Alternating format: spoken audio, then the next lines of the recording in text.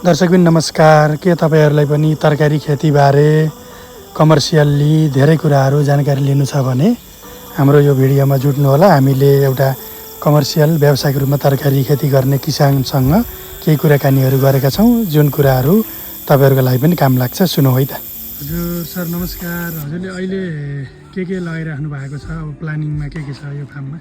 अब अहिले त सकिएको अवस्था छ के अरे प्लानिङमा। अब टमाटरहरू अनि टमाटरपछि खोर्सानी हजुर अनि काँक्रो त्यही नै हो। अहिले पछाडि चिचिन्न रहेछ हैन? काँक्रोपछि काँक्रोपछि चिन्ह हो, चिचिन्न अहिले बेचिरहनु भएको छ। बेचिराखेको छ सर।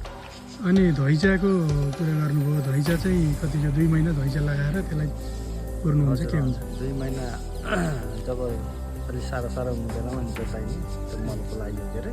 हजुर त्यो ढाइचा जोतिसकेपछि अनि टमाटर सुरुमा टमाटर हुन्छ, अनि त्यसपछि यो खुर्सानी कति वर्ष भयो गरेको? गर्दै आएर खुर्सानी भयो लगभग 5-7 वर्ष। ठ्याक्कै अब तपाईँले आइडिया होला नि अलि चितवनमा चाहिँ कुन बेला चाहिँ सार्दा चाहिँ अलिक बेस्ट हुन्छ, बिउ कुन बेला राख्ने होइन, अनि कुन बेला सार्ने अनि टाउनमै राख्ने अगबारे हैन मेरो। गरे नेपाली सुरु गरेको के अरे लक्क गरे। हामीले कति बिघा छ सर यो कति खेती गर्ने तरकारी चाहिँ? 9 बिघा 9 बिघा गर्नुहुन्छ है?